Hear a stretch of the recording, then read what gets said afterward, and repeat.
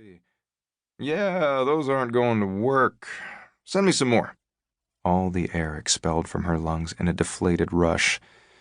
It probably wasn't a great idea to come off as annoyed or desperate, even if she was. Cody, you said I could still work while I helped out with my grandmother. She had taken her sabbatical with the understanding that she could freelance for him remotely at her own pace. She wasn't being paid, so any additional income would be helpful. Except Cody had accepted none of her proposals in the 5 weeks she had been here, forcing her to get a part-time job at a coffee house. Cody had agreed to the 2-month sabbatical, but she was starting to wonder if her job would be waiting for her in 3 weeks. Then give me something I want. You're not writing for your high school paper anymore, Gabs. You're supposed to be a real reporter, so prove it. Prove you're good enough for this paper. It stung. She thought she had been doing that. She had spent the last 3 years as a reporter for the Austin Daily Reporter. It had been a step up from her previous job as a copy editor at a paper in Fort Worth. When she first went to work in Austin, she had thought her career was finally taking off. Recently, however, she felt like she was stuck in a rut. Maybe it was turning 30. She had taken a hard look at her life and realized that Cody kept most of the good assignments for himself or his more veteran reporters and stuck her with all the fluff pieces. Her silence must have been telling. He tisked and adopted a consoling tone.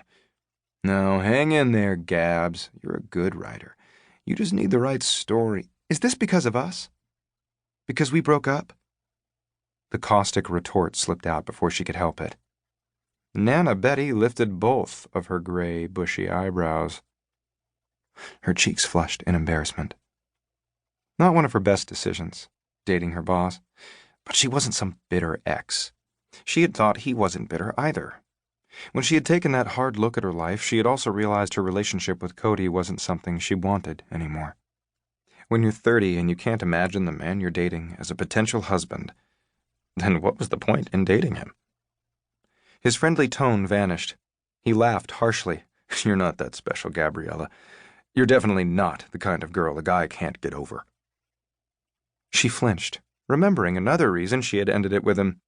In any disagreement or fight, his temper flared. Gee, thanks. This isn't personal, it's business. If you want to keep working for me, then give me what I want. And you know what that is. She sighed. Yeah. She knew. She knew exactly what he was asking of her because he'd asked it ever since he learned she was from Sweet Hill. Ever since he learned her cousin was Shelley Ray Kramer. And ever since the man sent to prison for killing Shelley Ray was exonerated and released.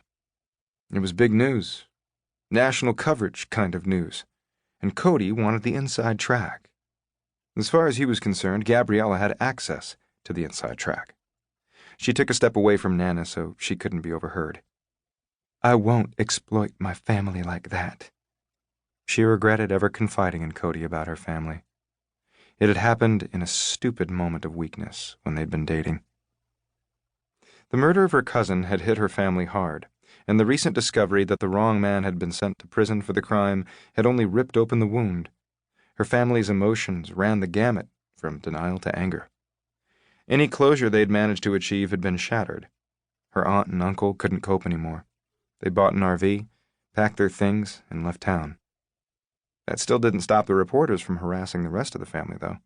They wanted interviews from anyone connected to Shelley Ray. Jesus, be a professional, Gabs. I don't give a shit about your family. I want Cruz Walsh. He's the story. What kind of person confesses to a murder he didn't commit? Find out. Go get it. She chewed the inside of her cheek, mulling that over. He was right.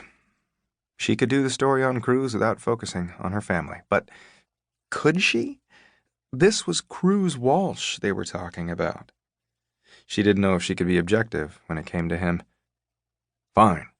Cody snapped into the silence of her thoughts. Then some other reporter will do it. They'll get the story you're sitting on. They'll publish it. And it may or may not even be the truth. She winced at that, because over the years there had been a lot of untruths spread about the night Shelley Ray died. The wrong man had been convicted for the crime, after all. The truth mattered to her.